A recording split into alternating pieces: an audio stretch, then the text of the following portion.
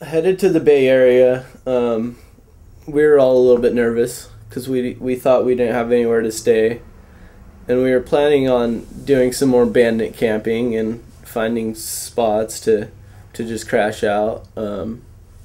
So Pierre gave Damian a call and was asking Damian if he knew where any camping spots were, and he offers for us to sleep on his 15,000 square foot bed in his gym. Awesome. Damian's so cool, man. Letting us stay at his gym is just an epic little bonus to our trip. We were really fortunate to have a great place to stay the whole time we were in the San Francisco area. Damian let us stay in his gym the whole time, and his entire floor is covered in these really soft mats, and that's like better than a mattress. It's just, you can roll around for days and still be extremely comfortable. And I was really impressed with the gym when we got there. It was a lot more than I had expected. I've seen some pictures, but I never got the full view of it from the pictures. We had a sauna, we had showers, there was a cafe there, a lounge, a big TV for us to watch footage on, and then we look downstairs and there's a big slackline area where you can set up multiple lines, bouldering, climbing, and even yoga classes. If I lived in the Bay Area, I'd have myself a membership at Bridges Rock Gyms. I'm Damian Cooksey. I'm 32 years old, and I've been slacklining for about 5 years. When I first started working on opening a gym, it was a climbing gym that I was really focusing on.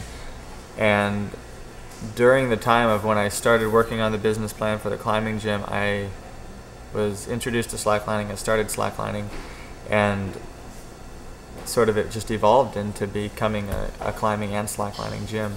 Slacklining was sort of born with climbers. Climbers, came up with the idea to walk on this material specifically, and it just seemed like a great, great combination for a gym. Well, I think physically, slacklining, of course, it gives you balance. It strengthens muscles that you don't normally use. The small stabilizer muscles in your ankles and your knees. It can help prevent injuries. It strengthens your core. Gives you just more stability. Even when you're just walking on the ground, it gives you more stability. It's really a full body workout.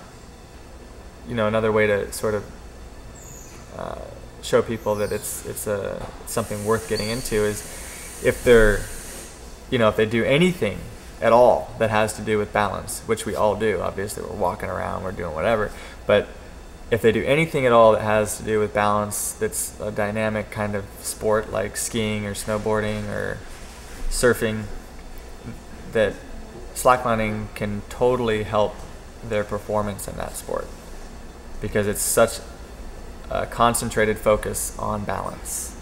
So for people starting out slacklining, I think the most important thing is to practice regularly, but also, to stay patient with your progress and realize that it's almost an endless journey. You can continue to improve and you can continue to push yourself with slacklining to the point where I don't know where the end is yet. I mean, I had thought to myself at one point that if I could walk a 200-foot long high line, that would be like kind of the end of it. And I just walked a 200-foot long high line, and I don't feel like that's the end of it for me. It's all about just the personal challenge of pushing it myself, pushing my own limits and seeing how far I can go with it. And I don't know where that is yet. We've dedicated a third of our floor space to slacklining, which is more than any climbing gym has ever done. As far as the way that it's going right now, I wouldn't have it any other way. Throwing the slacklining into the mix, I think it was a good choice. For sure. For a lot of people, being exposed to slackline, this is their first experience of it.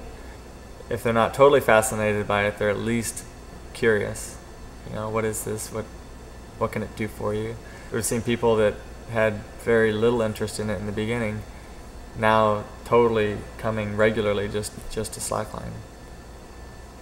The thing is, there's a pretty high percentage of people that see slacklining that are interested in it. And then the biggest hurdle, I think, is to show them that they can do it. You know, not letting people have that obstacle of, oh, that's just for circus people, or that's too hard for me, or I can't do that. You know, that's not true. It's just not true.